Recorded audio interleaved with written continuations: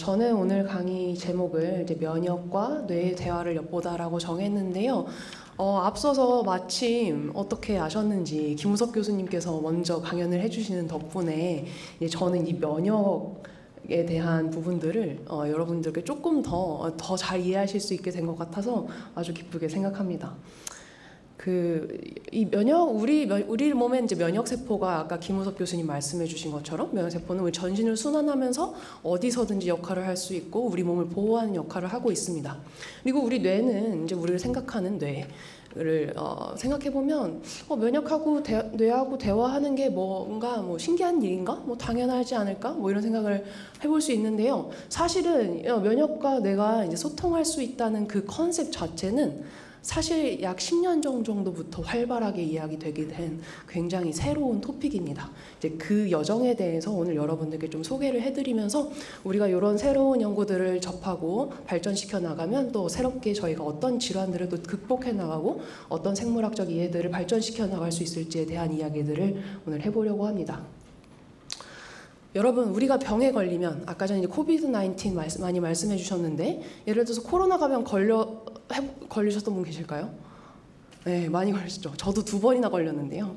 이제 코로나 바이러스 감염이 일어나면 여러분 그냥 우리가 되게 아프잖아요. 아픈데 그 증상들을 하나씩 이제 잘 살펴보면은 뭐 식욕이 좀 저하된다거나 잠을 자기가 좀 어렵다거나 또 대표적으로는 후각 상실, 냄새가 안 나고 저는 그때 상실된 후각이 아직도 안 돌아와서 좀 고생을 하고 있는데요. 그렇다거나 또는 사람들을 좀 만나기 꺼려지고 약간 우울한 느낌도 들고 이제 그런 감정들도 들 때가 있습니다. 근데 우리가 이제 바이러스에 감염된 것은 그냥 어떤 면역 반응이 일어나는 것이고 그것으로 인해서 그냥 아프다라고 그냥 생각하지만 생각해보면 우리가 경험하는 이런 다양한 증상들은 우리 뇌에서 친구를 만나고 싶다거나 그리고 후각도 이제 뇌에서 인지하는 거거든요. 이제 그런 뇌의 반응들이 우리가 병에 감염됐을 때 면역 반응이 활성화됐을 때 조절되는 것이 아닌가라는 이제 생각들을 좀 해볼 수가 있게 됩니다. 그래서 여러 가지 우리가 병에 걸리면 생각해보면 뇌신경계와 관련된 변화들을 함께 경험을 하게 됩니다. 이게 뭐 당연하게 느껴지실 수도 있겠지만 생각보다 이게 신경생물학적인 측면에서는 굉장히 놀라운 이야기입니다. 왜냐하면 우리는 굉장히 오랜 기간 동안 우리의 뇌는 우리의 몸, 말초와는 분리되어 있다고 생각을 했었기 때문입니다. 이 발견은 1800년대 후반부터 1900년대 초반을 사셨던 파울 에를리라는 박사님, 이 노벨상 수상자이시던데요. 이 박사님께서 아까 항원과 항체의 반응을 이제 연구하셔서 노벨상을 받으셨던 분이시기도 한데 이 박사님께서 하셨던 노벨상 토픽은 아니지만 이 박사님께서 하셨던 여러 가지 연구들 중에 하나가 이 조직을 다양하게 염색을 해서 이제 관찰하는 연구를 하셨어요. 1900년대 초반입니다. 우리 일제강점기 때. 네, 그때 어떤 연구를 하셨냐면 여러 조직들을 염색해서 관찰하기 위해서 이 박사님께서 마우스의 몸에 파란색 염료를 주입을 하셨습니다. 일정 시간이 지난 후 마우스를 해부를 해서 이제 각 조직 파랗게 염색이 돼 각 조직들을 이렇게 살펴보기로 했어요. 그런데 흥미롭게도 다른 모든 조직들은 다 파랗게 염색이 잘 됐는데 뇌와 척수만은 염색이 되지 않은 것을 확인했습니다. 이때 파울엘리 박사님은 처음에 뇌와 척수는 뭔가 염색이 잘 되지 않는 성질로, 물리적 성질로, 물리화학적 성질로 구성된 조직인가 보다라고 생각을 하셨다고 해요. 그런데 파울엘리 박사님의 제자들은 이제 박사님의 말을 잘 안 들었던 것 같아요. 그래서 되게 새로운 실험을 하게 됩니다. 이게 정말 염색이 안 되는 성질을 가진 조직일까? 를 확인하기 위해서 중추신경계에 파란 염료를 직접 주입을 했습니다.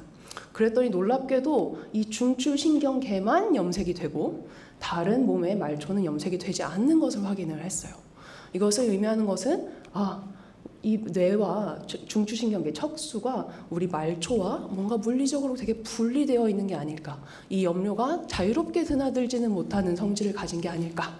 라고 생각해서 그때부터 우리의 뇌는 우리의 말초로부터 독립적, 분리되어 있다라고 이제 생각해 왔습니다. 그 분리되어 있는 그 성질의 핵심을 이제 과학자들이 많이 연구를 했는데 핵심 중에 여러 가지 이제들이 있지만 그 중에 하나가 우리 뇌의 안으로 들어와 있는 혈관들의 성질, 물리적, 화학적인 성질의 구조적 성질에 의해서 결정된다는 것을 알게 됐는데요. 우리의 말초에 있는 우리 몸에 있는 여러 가지 퍼져 있는 혈관들은 사실 혈관을 구성하는 세포, 우리 혈관 내피세포, 엔도텔리얼 셀이라고 하는데 그 세포들과 세포 사이가 조금 루즈하게 되어 있어요. 그래서 그 면역세포들도 드나들 수 있고 여러 가지 물질들도 드나들 수 있도록 되어 있습니다. 그런데 뇌 안으로 들어가 있는 혈관들을 봤더니 이 혈관 내피세포와 내피세포 사이가 아주 타이트하게 붙어 있다는 것을 알게 됐고, 그리고 그 주변으로도 여러 가지 악교세포나 페리사이트 같은 세포들이 단단하게 그 혈관이 새지 않도록 이렇게 보호하고 있다는 사실을 알게 됐습니다. 그 구조를 조금 더 자세히 살펴보면 이런 접착 단백질들이 혈관 내피세포와 내피세포를 아주 단단하게 연결하고 있다는 사실을 알게 됐습니다. 이거를 이제 저희가 혈관 뇌 장벽이라고 부르고 영어로는 블러드 브레인 베리어라고 해서 줄여서 BBB라고 부르게 됩니다. 그래서 이런 BBB의 존재로 인해서 뇌는, 그러니까 중추신경계는 우리 말초로부터 굉장히 독립된 성질을 가지고 있다라고 이해했고요. 그런 성질 때문에 앞서서 이제 김석규 선생님이 많이 말씀하셨던 면역 세포도 이 뇌 안으로 들어가는 것이 굉장히 어려울 수 있겠죠.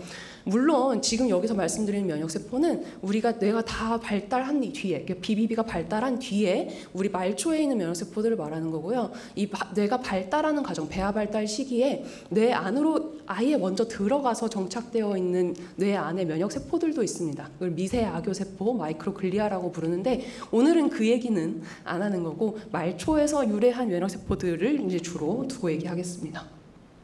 그래서 그런 성질이 있을 수 있다는 것을 실험적으로 밝힌 게 이것도 굉장히 옛날입니다.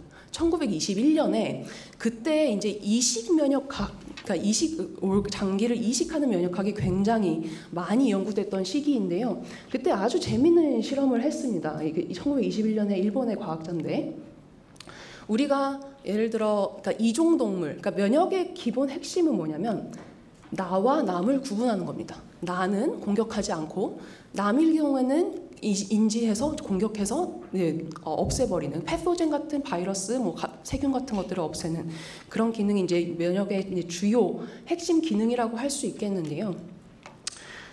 그렇기 때문에 우리가 예를 들어 사람과 사람 간에도 여러분 신장 이식을 받으신 분이라던가 간 이식을 받으신 분이라던가 그런 경우에 장기 이식 후에 꼭 먹는 게 있습니다. 뭐냐면 면역 억제제.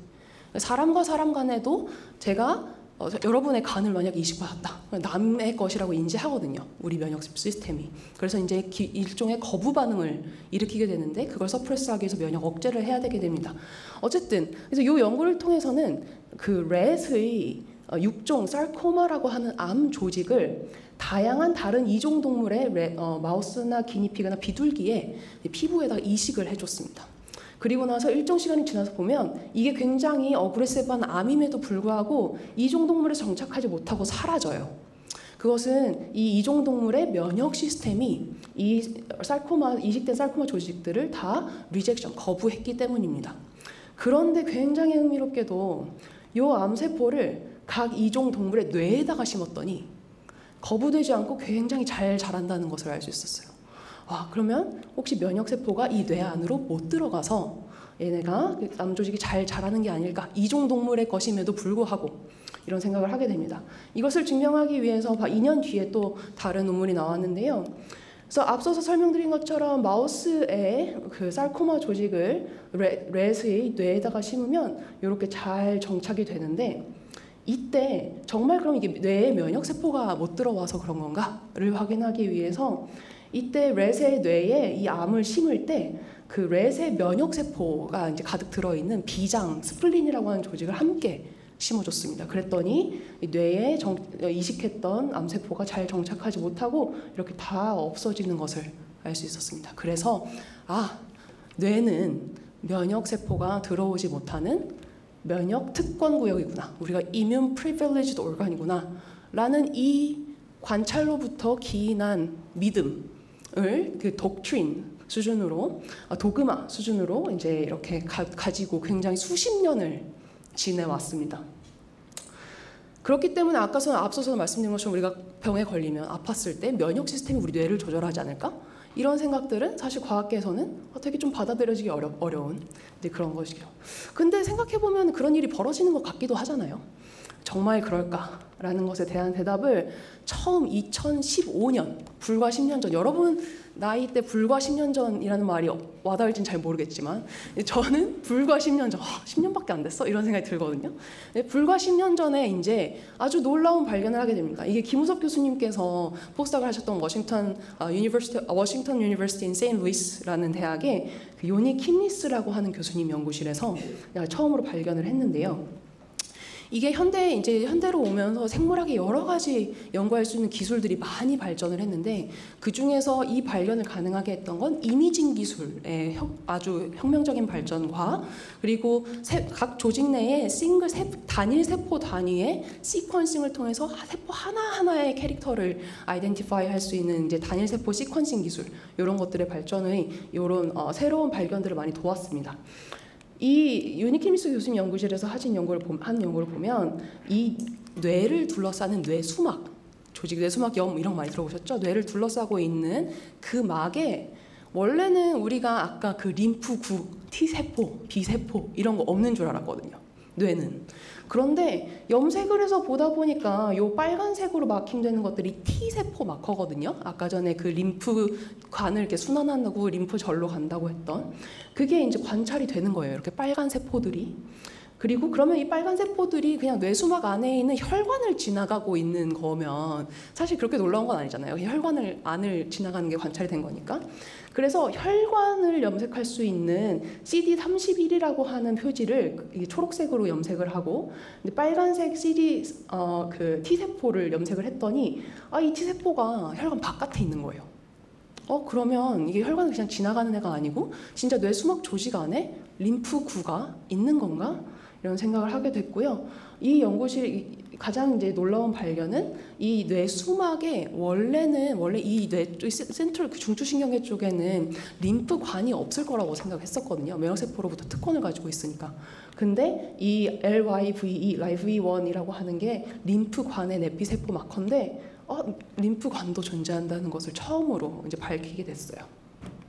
그리고 이 림프관에다가 직접 다이를, 그러니까 뇌 수막에 있는 림프관에 파란색 다이를 이렇게 인젝션을 주입을 해주고 나서 일정 시간 뒤에 그러면 그 림프관은 어떤 림프절로 가는가를 보니까 이 목 뒤에 굉장히 깊숙이 있는 딥 서비컬 림프노드라는 곳으로 그러니까 림프액이 이동한다는 것도 알 수 있었습니다.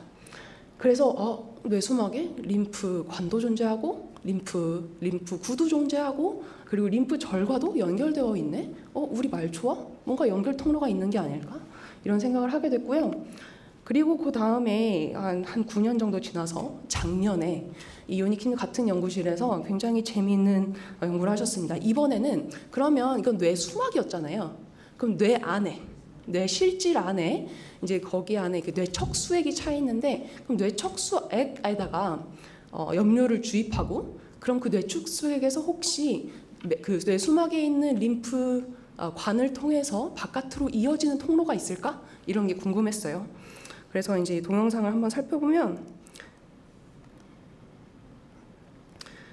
이 보시면 이제 이 뇌 실질 그 뇌 척수액에다가 이제 파란색 염료를 주입을 한 거고요. 그리고 나서 보면은 이제 뇌 수막 안에 있는 여러 가지 림프 관을 통해서 그 다이들이 이동을 하는 걸 볼 수 있고 시간이 지남에 여기 시간이거든요. 시간이 지남에 따라서 여기가 아까 말했던 그 림프절이에요. 딥 서비컬 림프노드로 이동을 하고 그 다이가 더 시간이 지나면 이게 허벅지에 있는 혈관이거든요. 허벅지에 있는 혈관에서도 그 다이가 그 염료가 관찰이 되더라. 그래서 결국엔 우리가 물론 블러드 브레인 베리어 혈관 내 장벽의 존재로 인해서 자유롭게 드나드는 공간은 아니지만 완전히 차단된 공간은 또 아니다라는 사실을 이제 알게 됩니다. 그러면 그래 면역세포가 림프관과 림프절도 있고 뇌하고 연결되어 있는 건 알겠는데 사실 이제 제일 중요한 건 그거잖아요. 기능이 있나?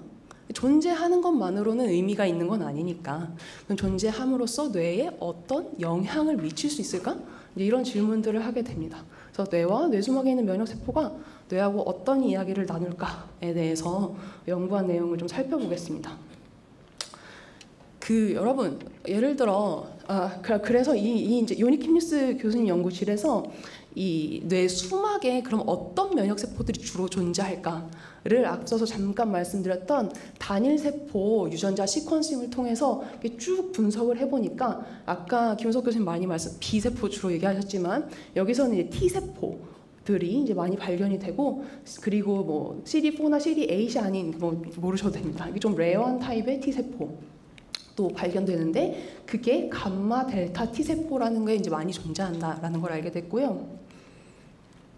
이 감마 델타 T세포가 앞서서 말씀드린 것처럼 뇌 수막에 이렇게 그린으로 이렇게 염색되는 것들인데 이게 존재한다는 것도 알게 됐고 이게 조금 특이한 특징이 있는데 이게 P1이 마우스가 태어나자마자 1일째 3이 3일째, 7이 7일째고 어덜트에서 이게 나이가 들면서 이제 이 감마 델타 T세포라는 것이 뇌수막에서 많아진다는 것을 알게 됐습니다. 그래서 많아지는구나. 근데 이제 많아진 이 감마 델타 T세포가 뇌에 어떤 영향을 줄까가 궁금하잖아요. 과학자들이 이제 제일 많이 하는 게 어떤 세포 또는 어떤 유전자의 기능을 알고 싶으면 어떤 방법이 있을까요? 유전자를 많이 넣어주거나 그죠? 또는 유전자를 없애거나. 예, 그리고 유전자의 경우에는 그거를 많이 넣어주는 걸 gain of function, 없애는 걸 loss of function을 확인한다라고 하는데요. 세포 수준에서도 우리가 이 세포의 기능이 궁금할 때 세포를 없애면 뭐가 달라질까를 보면 이 세포가 무슨 기능을 하고 있었구나라는 것을 간접적으로 알게 되겠죠. 그래서 이 감마 델타 T 세포를 없앤 마우스는 어떤 행동을 보일까를 관찰하기로 했습니다. 이 연구에서는 마우스의 불안 행동, anxiety behavior를 확인을 했는데요. 그 마우스를 가지고 행동 실험을 할 때 여러 가지 이제 그 메이즈, 그러니까 미로들을 사용하는데 여기서는 이제 상승 십자 미로 실험이라고 해서 사실 영어가 더 쉬운 것 같아요. elevated plus maze라고 하는 메이즈를 사용하는데요.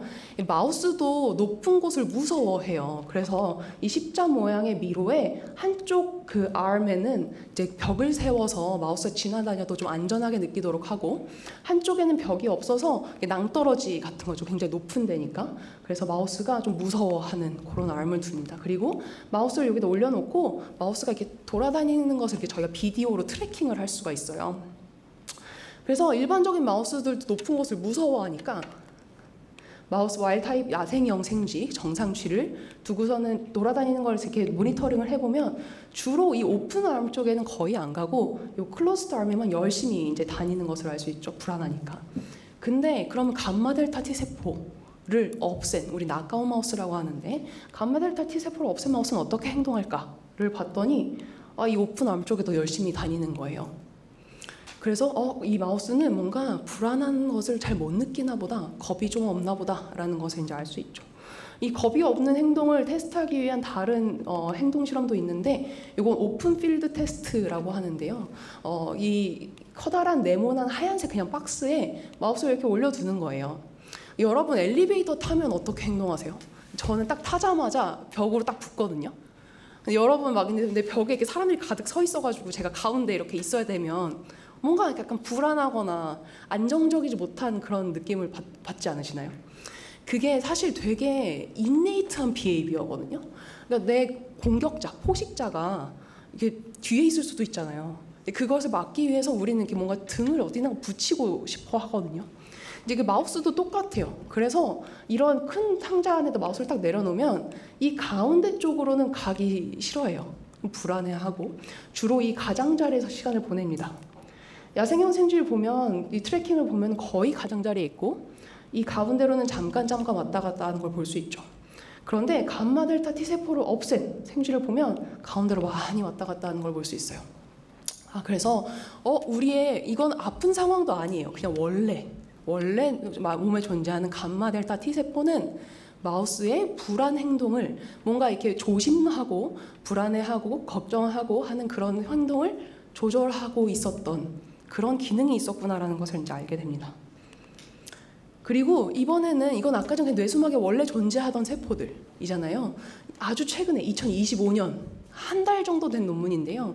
여기서는 심지어 장에 있었던 면역세포가 뇌로 이동해서 행동을 조절한다라는 걸 보여줬어요.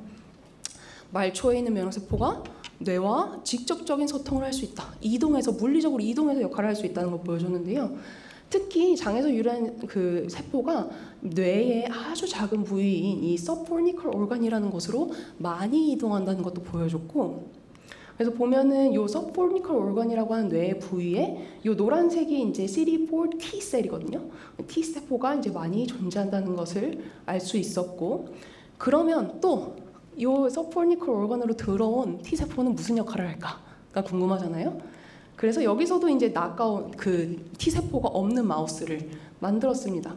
그래서 정상 마우스와 이제 T세포가 없는 마우스를, 여기서는 낯선 환경 식이 억제 검사, 굉장히 어려운 한국말인데 노벨티 서프레스드 피딩 테스트라고 하는 테스트를 했는데요.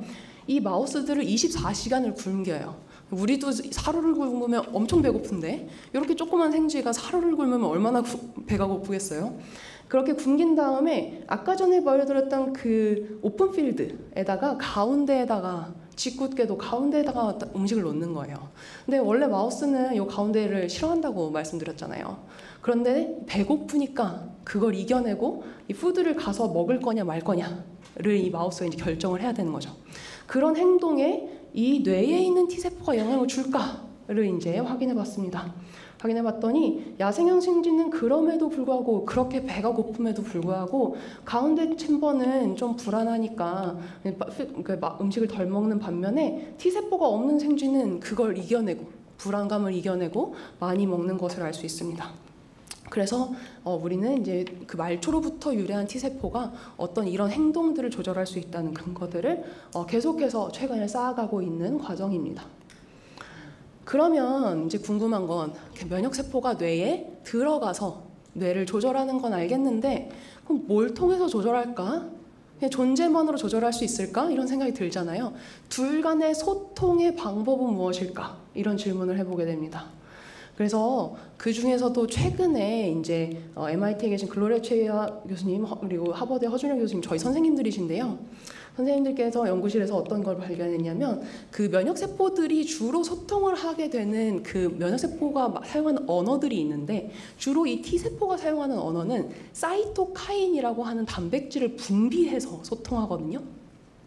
그 사이토카인은 아주 여러 가지 종류가 있지만 이 연구에서는 특징적으로 인터루킨 17, IL-17이라고 하는 그 사이토카인들을 연구했고요. 그럼 이 사이토카인들에 대한 수용체, 사이토카인들을 인지할 수 있는 수용체가 신경세포에 있는 게 아닐까? 그래서 면역세포가 뇌 속으로 들어가서 이런 사이토카인들을 막 만들면 신경세포가 그 사이토카인을 인지해서 어떤 반응이 나타나는 게 아닐까? 이런 생각을 했습니다. 그래서 실제로 뇌에서 이런 인터루킨이라고 하는 사이토카인들의 수용체가 발현하는가를 이렇게 염색을 해보니까 뇌의 어떤 특정 부위에 이런 사이토카인의 수용체가 발현한다는 것을 알 수 있었고요. 뇌 뉴런에서. 그리고 그러면 이 수용체에 이 사이토카인이 붙으면 뇌의 신경 활성이 조정될까? 를 확인해 봤습니다. 그래서 이건 이제 전기생리학이라고 하는데 이 수용체를 발현하는 뉴런은 이게 전기 신호를 이제 재는 거예요. 뉴런은 전기 신호로 서로 소통하니까. 그리고서는 인터루킨 17이라고 하는 사이토카인을 딱 주면 이 전기 신호가 억제되는 것을 알 수 있습니다. 그래서 IL-17 면역세포가 만드는 IL-17이라고 하는 사이토카인은 뇌의 신경 활성을 억제하는구나 라는 것을 이제 알 수 있고요. 그러면 이거를 이제 질병 상황으로 한번 가져와서 이러한 생리적인 현상을 우리가 상황을 어떤 모듈레이션 하는데 사용해 볼 수 있지 않을까? 이런 생각을 해볼 수 있죠. 그러면 신경 활성이 혹시 과도하게 높아져 있는 신경 질환들이 있을까를 생각해 보다가 자폐 스펙트럼 장애, 물론 이게 질병으로 볼 거냐 아닐 거냐는 조금 이제 아직 논쟁이 좀 있습니다. 그럼에도 어쨌든 자폐 스펙트럼 장애, 우영우 드라마 다들 보셨을지 모르겠지만 그 자폐의 특징 중에 하나가 그 신경 활성이 좀 과도하게 높아져 있는 그런 현상들이 있어서, 그러면 우리가 인터루킨 17을 주면 자폐 행동도 조절해 볼 수 있지 않을까? 이런 생각을 해보게 되는 것이죠. 그래서 이 연구에서는 마우스에서 자폐 행동을 테스트하기 위해서 사회성 행동 검사라는 걸 했습니다. 그 사회성 행동이라고 하는 것은 사회성 행동을 테스트하기 위해서 마우스도 원래는 사회적인 동물이라서 이렇게 같이 있는 걸 좋아하거든요. 그래서 사회성을 측정하고자 하는 마우스를 가운데 주고 3개의 파티션으로 나누어진 챔버에 한쪽 끝에는 살아있는 마우스를 두고요. 한쪽 끝에는 그냥 이렇게 무생물 장난감을 두면 일반적으로 마우스는 요 스트레인저 마우스하고 더 많은 시간을 보냅니다. 그런데 자폐 모델 마우스들은 주로 이내니메이트 타겟, 무생물 타겟에서 시간을 많이 보내거나 또는 이렇게 특별히 사회적인 동물의 선호를 보이지 않는 그런 특성을 가지고 있는데요. 그래서 요 소셜 타겟과 얼마나 상호작용했는가를 가지고 이제 사회성 행동을 마우스를 가지고 재고 있습니다. 그래서 이게 MIA, 캣냅2, FMR1 이게 자폐 마우스 모델들인데 그런 모델들의 인터루킨 17A라고 하는 사이토카인을 뇌에 직접 주입을 해줬더니 원래 이렇게 사회성 행동이 사회성 행동이 낮았던 애들이 인터루킨 17 주입과 함께 사회성이 이렇게 개선되는 것들을 볼 수 있었습니다. 그래서 우리가 우리 사이토카인 면역 시스템 조절을 통해서 뇌를 조절할 수도 있겠다 이런 생각들을 하게 됐습니다. 자, 그러면 이제 여기까지는 우리가 면역이 신경을 조절하는 걸 열심히 살펴봤는데요. 남은 시간 동안은 조금 짧게 그러면 이게 단방향 소통일까? 면역만 신경을 조절할까? 신경도 면역을 조절할 수 있는 거 아닐까? 이런 생각을 해볼 수 있잖아요. 그래서 이제 역방향의 상호작용을 좀 살펴보겠습니다. 이건 이제 뉴런에서 발현하고 있는 TRPV1이라고 하는 신경 채널이 있거든요. 그 채널에서 그 채널을 저희가 빛으로 활성화시킬 수가 있어요. 그래서 빛을 주면 그 뉴런이 막 활성을 하게 만들 수가 있는데 그렇게 됐을 때 그러니까 예를 들어서 피부에 염증을 유도하게 되면 저희가 균을 감염시키거나 여러 가지 상처를 주거나 이래야 이제 피부에 염증이 생기는데 이 마우스에는 아무것도 안 하고 이 트립 채널을 뉴런의 채널을 활성화시킬 수 있도록 빛을 그냥 이렇게 쪼여준 거예요. 405나노미터의 빛을 이렇게 쪼여줬더니 신기하게도 빛을 준 것만으로도 마우스의 귀가 막 두꺼워지는 염증 반응이 일어나는 것을 알 수 있었어요. 뉴런만 활성화시켰는데 염증 반응이 일어나는 거예요. 그래서 이 귀가 막 이렇게 두꺼워지는 것을 알 수 있고 그게 귀만 두꺼워지는 게 아니라 이런 면역 세포들을 만드는 사이토카인들도 이 뉴런 빛을 줘서 만들어낸 뉴런 활성에 의해서 사이토카인들의 발현이 이렇게 증가하는 것들을 알 수 있습니다. 뉴런도 면역을 조절할 수 있구나. 그리고 마지막으로는 제가 굉장히 좋아하는 논문인데 이게 우리 뉴런이 면역 시스템이 활성화됐던 것들을 뇌에서 인지하고 기억하고 그 뇌가 다시 면역을 조절할 수 있는 이 circling back 하는 것들도 최근에 연구로 보고된 바가 있습니다.